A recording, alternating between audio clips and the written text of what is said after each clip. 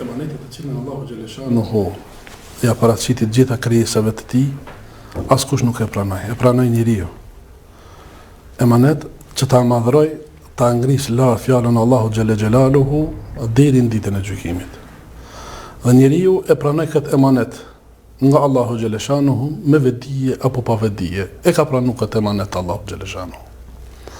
Dhe këtë emanet nuk mundin me e bart përpos një krijesë e cila ka karakter të fortë. Themi karakter të fortë shpirtëror, jo karakter të fortë fizik, apo me qenë fizikisht i fortë, po me qenë fjalën e Allahu xhaleshanuhu.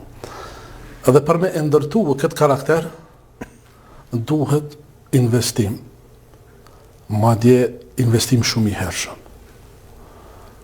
Sepse jemi duke ndërtuar dikënd që i çon amanetin Allahu xhaleshanuhu në vend. Dhe me patjetër që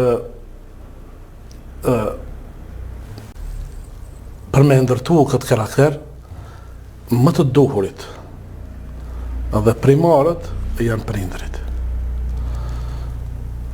Fatkeqësisht, realitetin në cilin jemi në pjesë të madhe të shoqënisë, madje në përbot, shohim se jemi shumë të dhënë pas asaj materiales dhe shumë pak të kujdesshëm ndaj asaj spirituales. E kur e dim që fuqia e shpirtit është shumë fish më e madhe se sa e fizikut, materiales. Dhe atë emanet të cilin ne e kemi marrë ajo është më shumë shpirtërore. Madje edhe gjërat të cilat janë fizike, të cilat duhet të veprohen në aspektin fizik, fjala vjen dha xhenimi. Fillimisht duhet me qenë i fortë shpirtërisht për me çu këtë emanet Allahu xhaleshanuhu në vend. Si she në rrugë, ala me të burra, ala me të gra, e mirë po nuk agjerojnë. Pse? Kjo është ajo ndërtimi apo investimi i hyn jo duhur.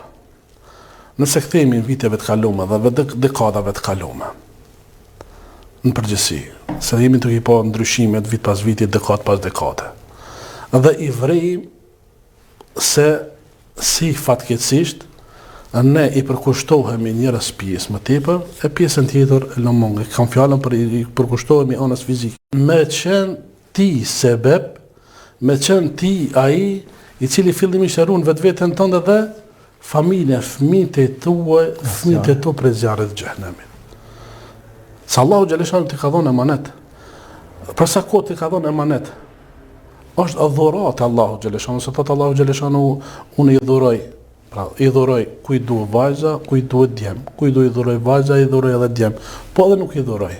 Pra dhurat prej Allahu xhaleshanuhu. Për sa kohë është dhurat, do t'jesh edhe përgjegjës për Allah. Kullukum ra'in wa kullukum mas'ulun an ra'i. Do t'jesh përgjegjës për atë të cilën ta ka dhënë emanet Allahu xhaleshanuhu.